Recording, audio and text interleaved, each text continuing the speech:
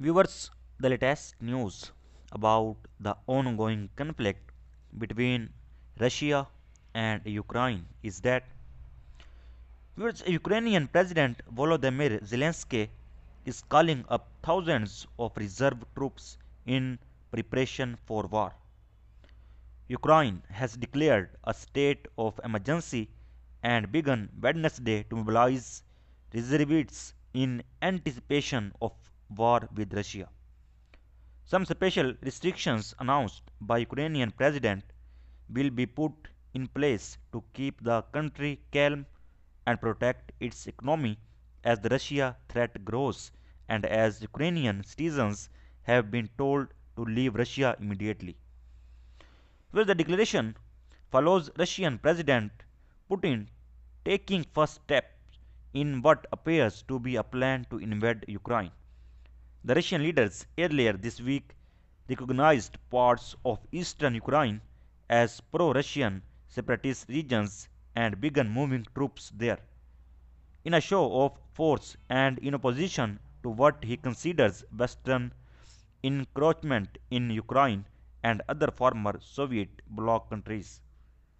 With the emergency powers enacted Wednesday, which allow more local authorities to dictate restrictions like curfews and on things like transportation, will last 30 days and can be extended for another 30 days. Where some Ukrainian lawmakers are encouraging the country's leaders to impose martial law, which would include bans on meetings, movements, and political parties. Zelensky has been holding off on calling up the troops in an attempt to avoid a panic that would trigger economic repercussions, but as Putin's threats become more hostile, Zelensky was left without a choice. With Ukraine's standing military number about 2 lakh ununiformed troops and the initial call up of reservists would apply to about 36,000 combat trained service members. There are currently close to 1,90,000 Russian troops lining Ukraine's borders in what the US believes is preparation for a imminent full scale invasion that may target the capital of Ukraine. Viewers, according to the latest reports, Britain will provide further military support to Ukraine, including lethal defensive weapons, Prime Minister Boris Johnson said today, in light of the increasingly threatening behavior from Russia and in line with our previous support, the United Kingdom will shortly be providing a further package of military support to Ukraine. This will include lethal aid in the form of defensive weapons and non lethal aid, Johnson told Parliament. And Russia has begun evacuating personnel from all of its diplomatic facilities in Ukraine. Moscow's embassy in Kyiv confirmed the evacuations were underway. Russia also has consulates in Kharkiv, and the Russian backed leaders of the DPR says that a military mobilization in the breakaway region is gathering pace in order to counter Ukrainian aggression. And Danish said the situation had become critical, but the separatists would win with support from Big Russia. And Ukraine's foreign minister has warned the country's nationals not to visit Russia and urged its citizens already there to leave the country. And the foreign ministry recommends that citizens of Ukraine refrain from any trips to the Russia Federation and those who are in this country to leave its territory immediately. And the ministry said in a newly issued travel advisory. Because the estimated number of Russian troops deployed in and around Ukraine has ranged from 1 lakh to 1,90,000 in recent weeks. On Friday, the US government said Russia had between 1,69,000 and 1,90,000 personnel in and around Ukraine.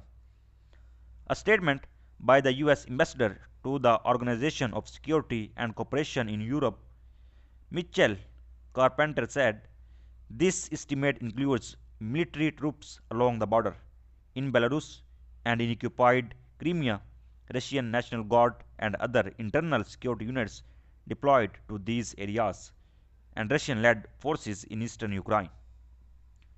Whereas earlier, UK Defense Secretary Ben said that 60% of Russia's land forces were near Ukraine's borders with Russia and Belarus. And Ukraine's defense minister has suggested a figure of 1,49,000. Last week, Russia's deputy ambassador to the United Nations said all this is happening in the heads of our Western colleagues.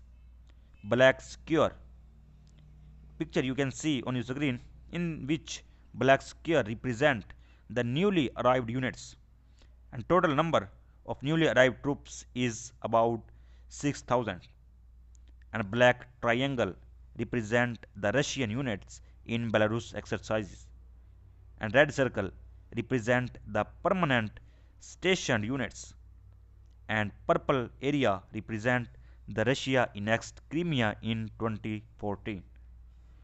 Whereas last week, Russia's defense ministry said some troops from the southern and western military districts had completed their exercises and were returning to their permanent bases. But NATO said it had not seen evidence of any de escalation on the ground. Its Secretary General Jens said, on the contrary, it appears that Russia continues the military build-up. On Monday, Mr. Velas said, contrary to Kremlin assurances, we have seen a continued increase in troops numbers and a change in force dispositions moving from holding areas to potential launch locations. And Western officials speaking on condition of anonymity said the latest intelligence indicated that more Russian troops had moved to within striking distance of Ukraine. With two-thirds of the forces, they said, were now within 50 kilometers of the border. Of those, around half were now tactically deployed, a state of readiness that cannot be sustained for prolonged periods. And satellite images also suggested that some military units have split into small groups close to Ukraine's borders, and some are hidden behind tree lines in forested areas.